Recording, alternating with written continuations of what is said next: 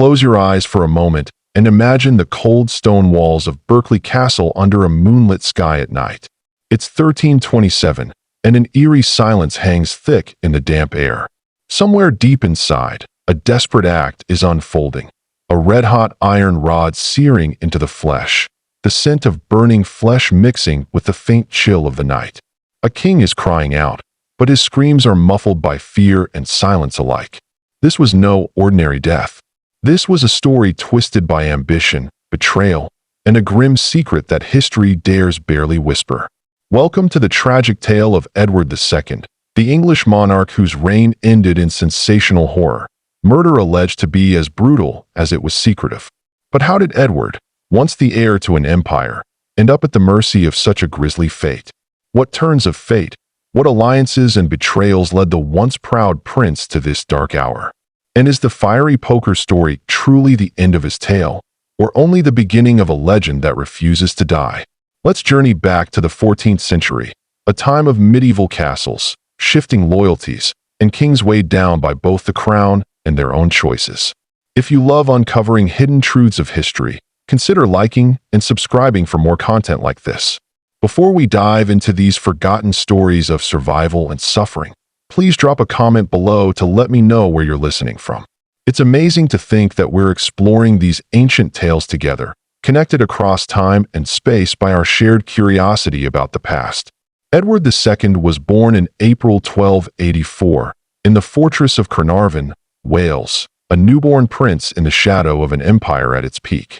His father, Edward I, was a legend, a towering figure known as Longshanks, feared and respected across Europe. This king was a master strategist, a fierce warrior, and a ruler who shaped the destiny of England and Wales with ruthless efficiency. When Edward II was born, few could have predicted that the boy prince would grow into a monarch so vastly different from his father. Edward I was known for strict discipline, relentless military campaigns, and an iron will that brooked no opposition. In contrast, Edward II was a man of stark contrasts, physically strong and handsome, but temperamentally unpredictable and often careless. He resisted the noble pursuits expected of a prince. No declaration of glory on the jousting field, no masterful hunting tales whispered in the halls. Instead, his interests lay scattered. He preferred simple companionship to courtly ceremony, rustic sports to chivalric tournaments. Chronicles from the time, penned by monks and historians such as Ranulph Higden, offer an intimate glimpse into the restless, rebellious spirit of Edward II. He was described as a king who drank too much, trusted unwisely, and could be cruel without warning. A man who preferred the company of those far beneath his station, jesters, musicians, sailors, craftsmen. This behavior scandalized the nobility. You can almost hear the whispered gossip around royal courtyards, the raised eyebrows as lords and ladies observed the king's peculiar tastes. Imagine Edward in a great hall, the stench of ale thick in the air, laughter booming, while nobles exchange uneasy glances. The king's favorite companions hailed not from noble blood, but from humble walks of life, men and women whom political power had ignored. This was far from the image of medieval kingship. It planted the seeds of unrest. Edward's greatest weakness, and the source of his eventual downfall, was his relationship with Piers Gaveston. Gaveston was not a nobleman, nor was he an illustrious knight. He was a childhood friend, a man whose charm and wit captivated Edward's heart in ways that scandalized all of England's elite. The king's affection was so open and extravagant that it earned him the scorn of his barons. At Edward's coronation, Gaveston was given unprecedented privileges, even receiving jewels meant for Queen Isabella. The nobles were furious. Gaveston was called a cursed favoritist, accused of corrupting the king and draining the royal coffers with lavish gifts and appointments far beyond his merit.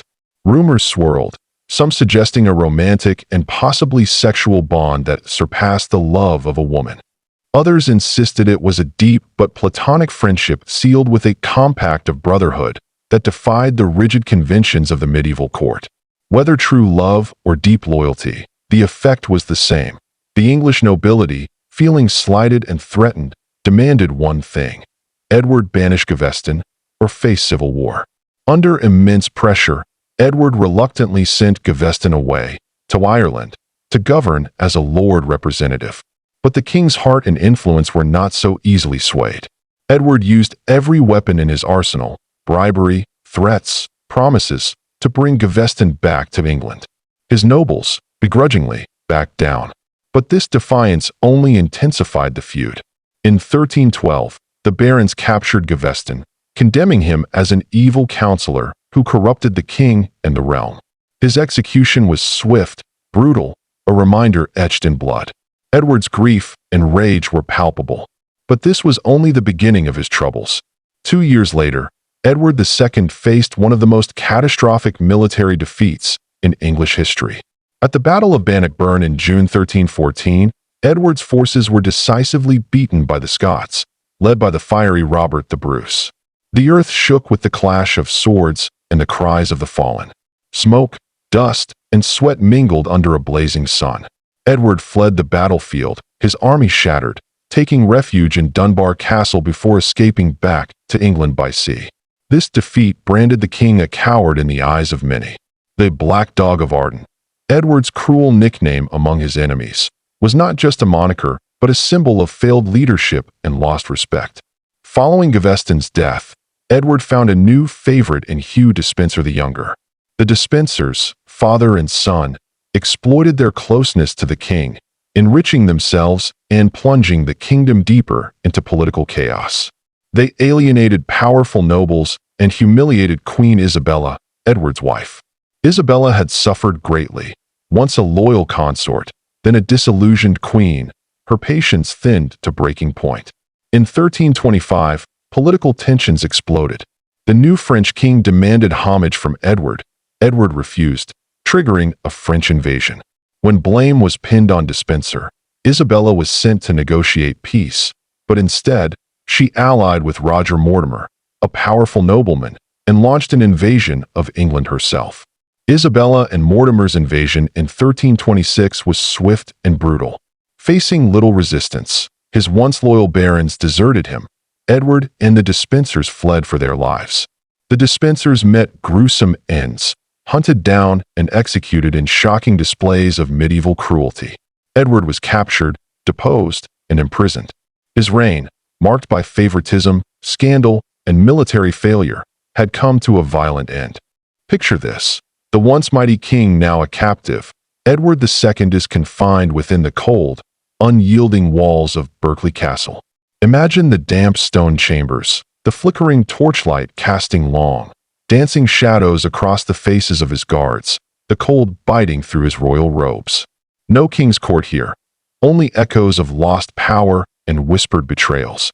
Outside, the kingdom watches with bated breath, waiting for the final chapter of this tragic saga to unfold. Edward's captors, loyal to Queen Isabella and Roger Mortimer, watched him like hawks. The king's reign was over, but his survival threatened the fragile grip Isabella's faction held on England.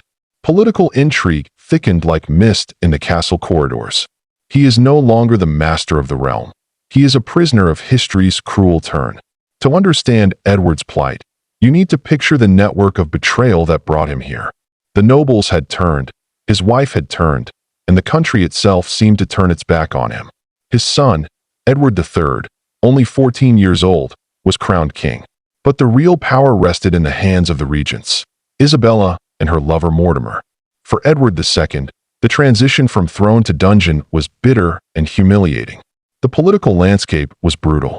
Mortimer and Isabella ruled as regents for the young Edward III, wielding power with ruthless precision. The old king was a threat. Alive, he was a symbol of unrest, a rallying point for rebellion. The queen who once shared his bed had transformed into his fiercest adversary. Isabella was a woman scorned, but also cunning and ambitious. With Mortimer, a ruthless noble with his own history of rebellion, they ruled England as regents during Edward III's minority. Their grip was tight, their distrust of the deposed king deep. Edward's continued existence was dangerous, not just politically, but symbolically.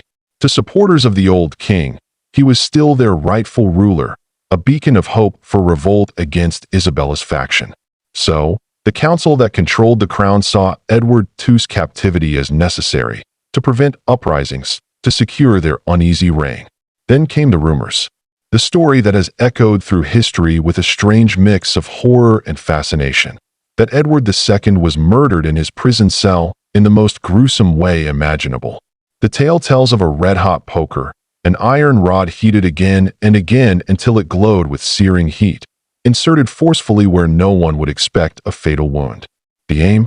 To kill without leaving a mark, making it seem as though the king had died naturally or of illness. Can you picture it?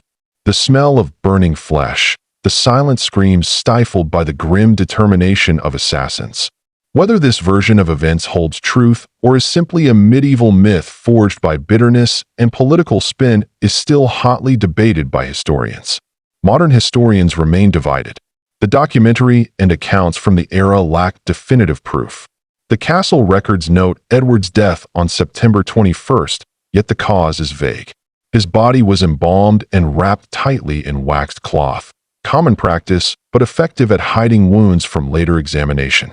Moreover, the Lord of Berkeley Castle himself was absent that day, attending Parliament miles away, meaning no direct eyewitnesses to the death.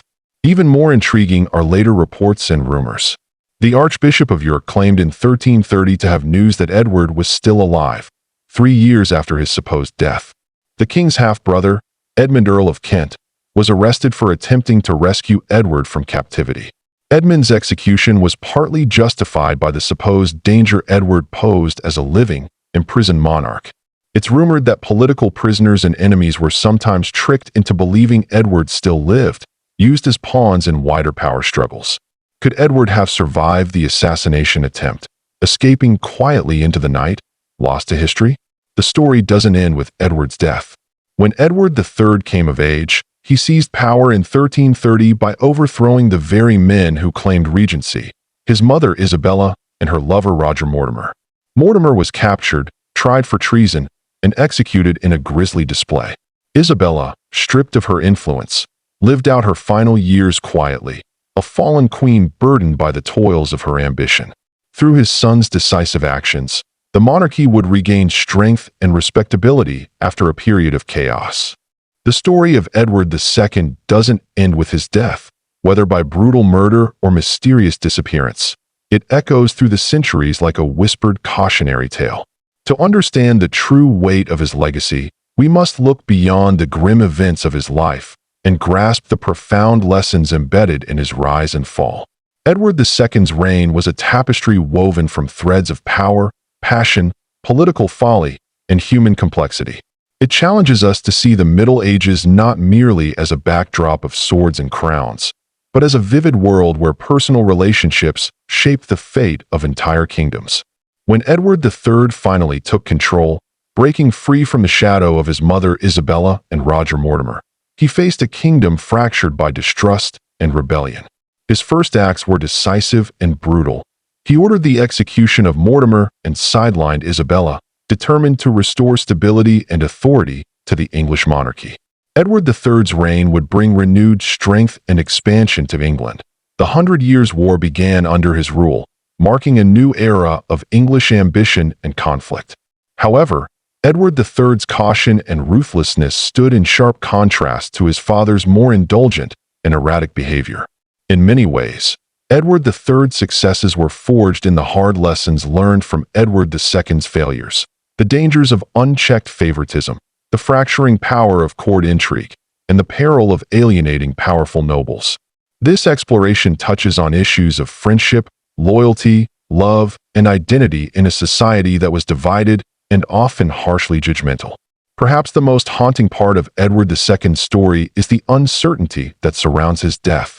The red-hot poker tale remains one of the most grisly and evocative murder legends in history. Was it true? Was it a propaganda tool to justify the new regime's actions and wipe away the embarrassment of Edward's failures?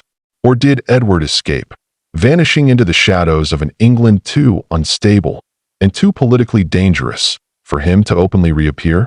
Records like the castle's ledger mark a day for his death, but the absence of detailed, reliable eyewitness accounts and the persistence of rumors suggest that some secrets were deliberately buried deep.